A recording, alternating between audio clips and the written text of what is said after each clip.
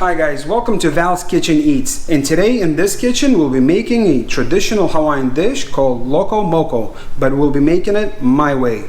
Here's the ingredients that you will need. Let's jump into it.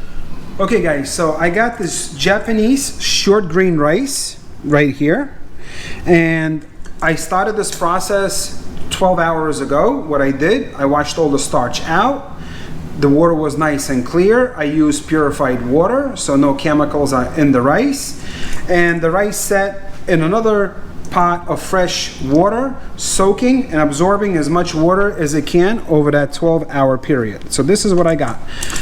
The difference with this rice, it's very easy at this point just to put it in a pot, put the water, put a little salt, and set it the way we always cook our rice. We're gonna do a little different. The way this rice is supposed to be cooked is, this is my little setup. You can find your own.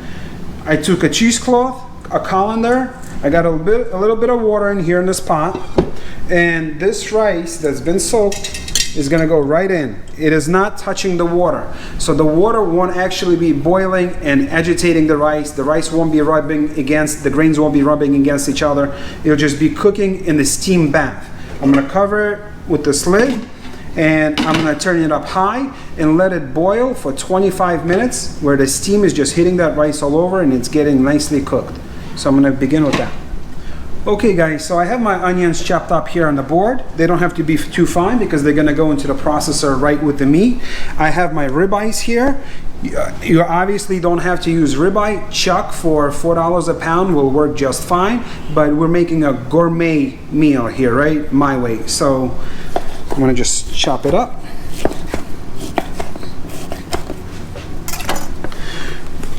Onions go on the bottom so they get nicely chopped up first. Okay, a little salt and pepper.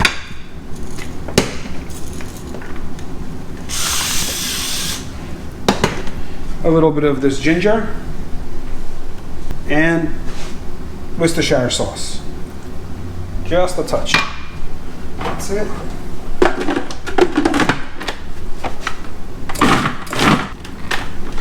Okay. That's what you're looking for. Okay guys, so at this point I got my meat all into bowls shaped like that. I'm gonna work with my press, and I'm looking for 4-ounce patties. But before I work on that, I want to check on my rice. Okay, so what I'm looking for, I'm just making sure that the water is boiling, that I have the right temperature on, and that I have enough water in the pot to give that steam. Okay, so let's begin with the patties. Just like that.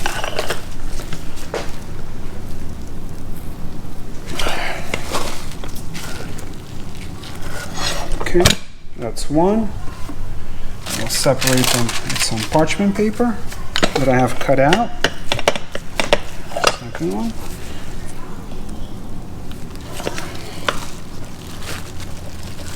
Okay.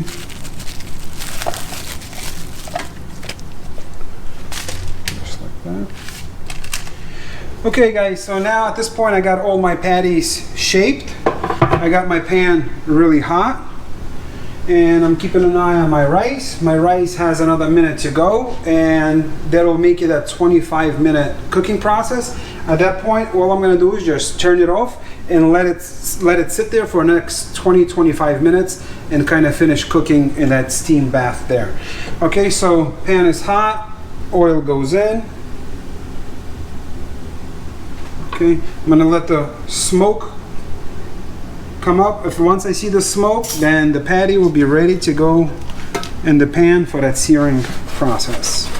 Okay, just a little more, about 10 seconds or so. All right, let's do it. 1, 2.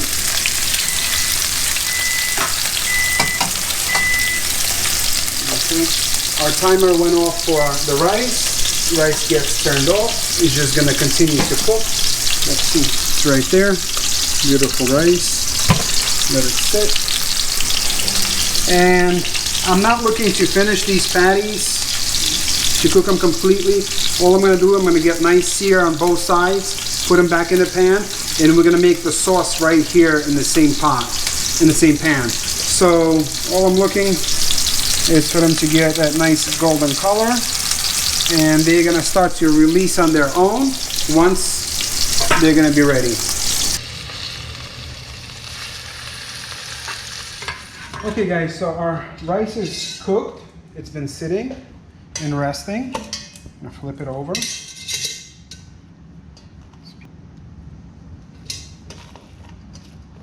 Beautiful. Okay.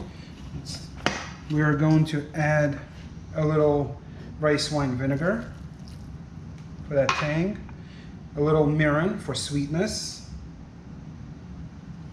and flavor and presentation, a little furikake, your sesame seeds, mixture of seaweed, sesame seeds, and all the good stuff in it. So just choose the flavor that you guys like at the supermarket. They have many flavors. Okay, and I'm gonna cover this in a bowl and let it just sit there, waiting for me when I'm ready to plate. Okay, so I'm using the same oil, the same pan that I cooked our burgers in, because it has a lot of flavor. That oil is really infused with that beef. I'm gonna just put my onions in, like that, and just start cooking them. They're gonna be part of the sauce, but they're not gonna be on our plate. They're gonna just infuse the sauce that we're making. Some ends of scallions, garlic cloves. Our onions, scallions, and garlic, been infusing this beef oil for about 4 or 5 minutes. At this point, I have this dry shrimp that most Asian supermarkets sell.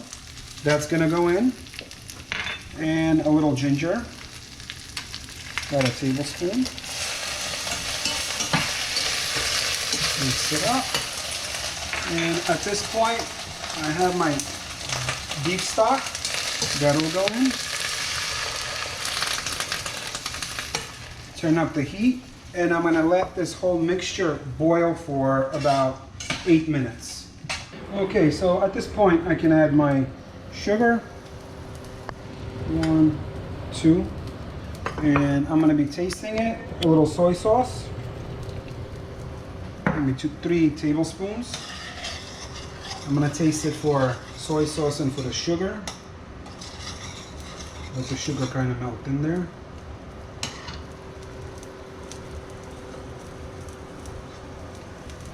A little soy sauce, salt, pepper. Okay. We got a strainer. So what I'm going to do, I'm going to just strain it over here.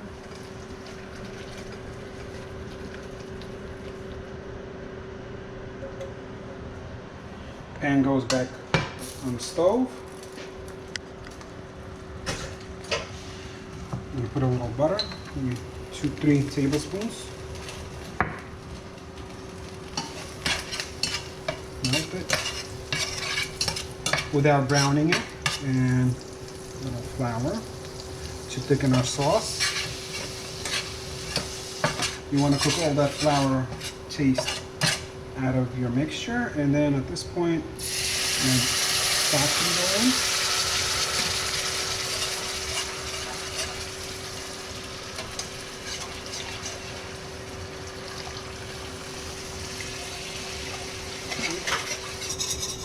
And I'm gonna let this sauce cook for maybe 4 or 5 minutes as needed, and I'm gonna check for the thickness.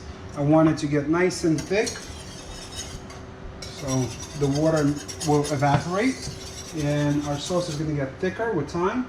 And in a few minutes, I'm gonna place our burgers in there, and I'm gonna turn it down and let the burgers kind of continue cooking in our sauce.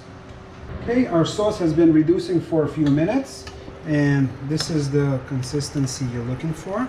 So another way you want to check is dip your spoon in here, run a line with your finger, and if that line stays longer than a few seconds, you're good to go. It's thick enough. but visually you should know how thick you want your sauce to be. At this point, I'm going to transfer my semi-cooked burgers into the sauce.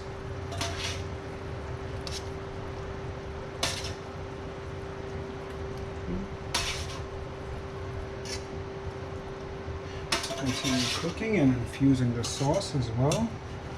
The beautiful beef flavor. Okay. Low heat. And rice is ready, sauce is ready basically, the burgers are ready. It's time to start working on our eggs. Okay, time to cook the eggs. So you know we're getting close to this beautiful traditional dish. A little oil, a ring mold, so that eggs stay nice and beautiful round shape. Then they're gonna go on the plate. Good time to season it. Salt, pepper. All right, so let's begin assembling our plates. Hot plates go on the table. Well, this rice smells amazing. Just like that. Press it down so it keeps its shape. And right in the middle. Oh, these burgers are beautiful.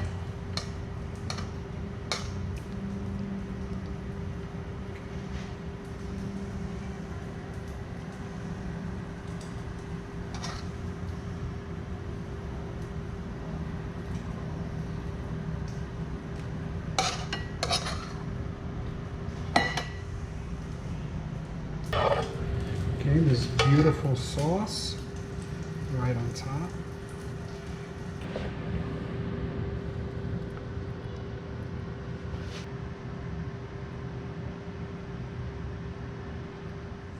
All right, guys, you know it's time for the taste test. It all comes down to the taste, right? So here, take a look. This is the beauty right here.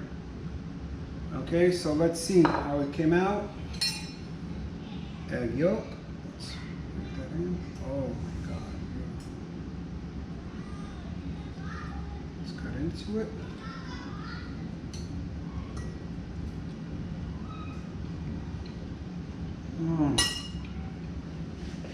You don't need a knife for this one.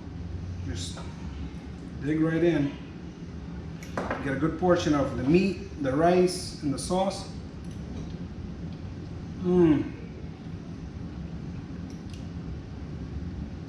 The burger patty is so juicy. The sauce, the shrimp that went into it. We got the rice, the special way that we cook, the love that we put into the rice. It all shows in this dish. You guys, make sure you like and subscribe and give us a thumbs up if you like what we're doing. And I'm gonna just dig into this meal here and just keep on enjoying myself.